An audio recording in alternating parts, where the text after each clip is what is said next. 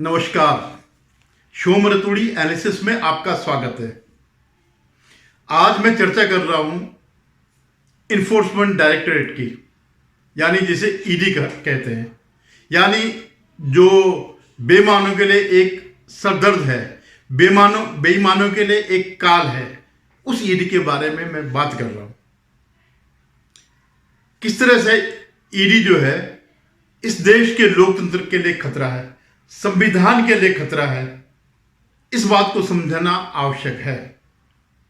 इससे पहले मैं आपसे इस विषय पर बात करूं, आपसे मेरा निवेदन है कि आप मेरे इस चैनल को सब्सक्राइब करिएगा, शेयर कीजिएगा और कमेंट जरूर कीजिएगा। अब मैं आता हूं पुनः मुख्य मुद्दे पर। राज्य का मुख्यमंत्री का मंत्री का पीएस यानी निजी सहायक और निजी सहायक का नौकर, उस गरीब के यहां से 25-30 करोड़ रुपए ईडी ने पकड़े। आप देखिए, क्या ये लोकतंत्र के लिए खतरा नहीं है? क्या ये संविधान के लिए खतरा नहीं है? आज यही बात तो पूरा विपक्ष कह रहा है कि लोकतंत्र पे जो है बीजेपी ने प्रहार कर दिया है, लोकतंत्र को खत्म कर दिया है, संविधान को तोड़ रहा है। क्यों? क्योंकि ईडी जो है बेईमानों को पकड़ रही है। भाई, अगर आप राजनीति में हैं तो यह संवैधानिक आपका अधिकार है, और अगर आप उसी संवैधानिक अधिकार के अंदर रिश्वत खाते हैं, आपके कर्मचारी खाते हैं, आपके मंत्री खाते हैं, आप खाते हैं, आपके सहायक खाते हैं, आपके सहायकों के नौकर अगर खाते हैं, और तब अगर उसको पकड़ा जाए तो क्या लोकतंत्र पर खतरा नहीं है? आप तो लोकतंत्र की मूल भावनाएं खत्म कर रहे हैं, संविधान की मूल भावनाएं खत्म कर रहे हैं ईडी का उपयोग करके। अब बताइए, अगर बड़ा से बड़ा नेता अगर पैसे खा सकता है तो उसके मंत्री के सहायक के नौकर ने क्या बिगाड़ा? समानता का अधिकार मिला हुआ है तो उसको भी वही अधिकार है। क्यों नहीं उसके नाम पर जो है सारा विपक्ष इकट्ठा हो रहा है?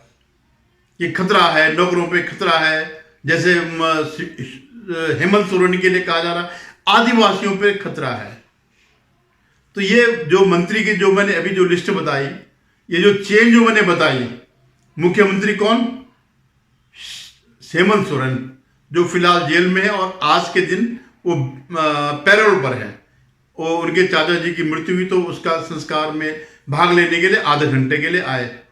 पूरा सोशल मीडिया भरा पड़ा है कि देखिए शेर आ गया, ये आ गया, शिबू सोरेन दाढ़ी वाली बढ़ा रखे तो शिबू सोरेन की तरह लग रहा है, ये लग रहा है, वो लग रहा है, और इस शेर को बंद कर रखा, एक शेर को दिल्ली में बंद कर रखा है, वो आप जानते ही होंगे, शराब वाला शेर।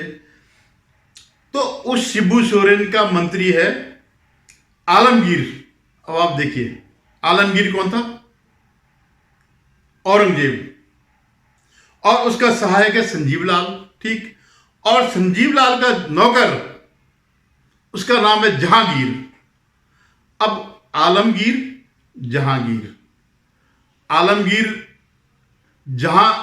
जहांगीर का पोता है, मानी जहांगीर,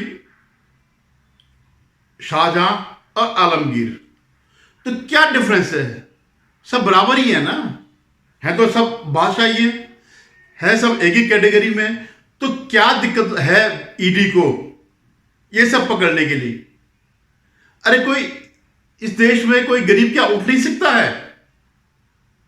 जब आलमगीर खा सकता है, उसके ऊपर हेमंत सोरेन खा सकता है। हेमंत सोरेन किसी स्वतंत्रता सेनानी से स्वतंत्रता के आंदोलन के लिए जेल में नहीं है, इसी भ्रष्टाचार के लिए। ऐसे ही जो है अपने केजरीवाल जी, उनका भी एक प्यादा आज पकड़ा गया, कोई चौहान करके है, जो 25 करोड़ का जो इन्होंने शराब लॉबी में जो लेन देन जो किया, उसमें से एक प्यादा ये भी है चौहान, जो इनको पैसे पहुंचा था उसी लॉबी से, जो दक्षिण की लॉबी है, इसे क्या कहते हैं, साउथ कार्टल करके जो कहते हैं, शराब लॉबी जो है। अब वो एक छोटा सा पुर्जा है, तो उसके यहाँ छापा पड़ा। आप देखिए 3 साल पहले एक घटना हुई थी, आज भी उसके यहाँ 1 करोड़ से ज्यादा रुपए मिले। अब वो भाई आपने उस शेर को क्यों बांध रखा है? जनता जवाब देगी वोट से। आज दिन भर, आजकल 1 महीने से जब से ये जेल में गया है, तब से आप ये यही लगे हुए हैं कि जेल का जवाब वोट से, जेल का जवाब वोट से। तो ठीक है, फैसला कर लो। अगर तुम हारते हो तो कबूल करो कि हाँ ये चोर है, ये फ्रॉड है, ये इसने पैसा खाया है, करो फिर। लेकिन वो क्योंकि पैसा खूब खिला रखा मीडिया को, तो मीडिया उनकी बाइट देता। हर दिन वो एक इंपॉर्टेंट बाइट करते हैं कि आज आतिशी जी एक बड़े इंपॉर्टेंट प्रेस कॉन्फ्रेंस करेंगे, कल संजय जी जो है बड़ा इंपॉर्टेंट प्रेस कॉन्फ्रेंस करेंगे, कल सौरभ भारद्वाज जी बड़ा इंपॉर्टेंट प्रेस कॉन्फ्रेंस करेंगे। अब राघव जड्डा तो यहाँ आए नहीं है, कभी वो दाढ़ी वाले हैं जो वो प्रेस कॉन्फ्रेंस करेंगे। तो इनका सब बड़ी इंपॉर्टेंट प्रेस कॉन्फ्रेंस होती है, और यही होती है कि साहब हमारे शेर को गलत जेल में भेजा है, और चुनाव से पहले। तो भाई चुनाव से पहले अगर भेजा है, 9 समन के बाद तुम्हें भेजा है, ये अकेला केस नहीं है। ऐसे ममता जी, उनके यहां तो आपने देखा नहीं। पहले मैं इसी झारखंड की बात करता हूं। इसी झारखंड में धीरज साहू क्या 450 करोड़ रुपए मिले, वो एमपी रहा है। इसी झारखंड में, छत्तीसगढ़ में जब इनका भूपेश बघेल का राज था, तो इनके आईओ के यहां से ढेर नोट मिलते हैं। लेकिन दोषी कौन है, तानाशाह कौन है? मोदी है, क्योंकि इनके पैसे पकड़ रहा है, इनके भ्रष्टाचार के पैसे पकड़ रहा है। जो वहां के आदिवासी जनता को जो पैसा जाना चाहिए था, वो ये लोग ले रहे हैं। ये मोदी तानाशाह है, ये मोदी संविधान को तोड़ रहा है, ये मोदी जो है लोकतंत्र को खत्म कर रहा है। इससे सारी एजेंसीज को का दुरुपयोग कर रहा है। क्या दुरुपयोग किया? क्योंकि जो पैसा इन्होंने सुरक्षित रखा है, उसको बाहर निकाल रखा है। क्योंकि अब वो जो राहुल गांधी की एक ना इक्वल डिस्ट्रीब्यूशन, उसमें से ये नहीं है। ये जो उनकी पार्टी ने, उनके खानदान ने जो कमा करके जो कमाई करी है, उसका डिस्ट्रीब्यूशन नहीं होगा, वो आपके बच्चों का होगा, आपका होगा। आपने जो जिंदगी भर जो कमाई करी, 30-40 साल तक, 50 साल तक जो आप कमाते रहे अपने आगे आने वाले बच्चों के लिए, वो ये छीन लेगा, उसका रिडिस्ट्रीब्यूशन करेगा, अपना नहीं करेगा। तो इस तरह से जो है लोकतंत्र को खत्म कर रहे हैं। उससे पहले पार्थो चटर्जी बंगाल में, उसकी जो फ्रेंड थी, ढेरों के ढेर मिले थे। मतलब इतने हैं कि मशीनें, जो नोट काउंटिंग मशीन है, वो गर्म होने लग गई थी। ऐसे तमिलनाडु में उनका एक बालाजी सेंथल करके, और उसकी पत्नी जेल में है, वो इन्हीं भ्रष्टाचार के आरोपों में जेल में है। तो ये गठबंधन किस चीज के लिए? सिर्फ 2 चीज के लिए, इस तरह भ्रष्टाचार से बचने के लिए कि हम सत्ता में आएंगे और एक कानून पास करेंगे, जो कह रहे हैं ना संविधान बदल देंगे। वो संविधान ये बदलेंगे कि हमारी पार्टियों में कोई भी अगर केस चल रहा है भ्रष्टाचार का, तो वो लागू नहीं होगा। हम पूरा संविधान बदल देंगे, इनको एक विशिष्ट श्रेणी में रखेंगे। जैसे एक कांग्रेसी कह रहा था, जब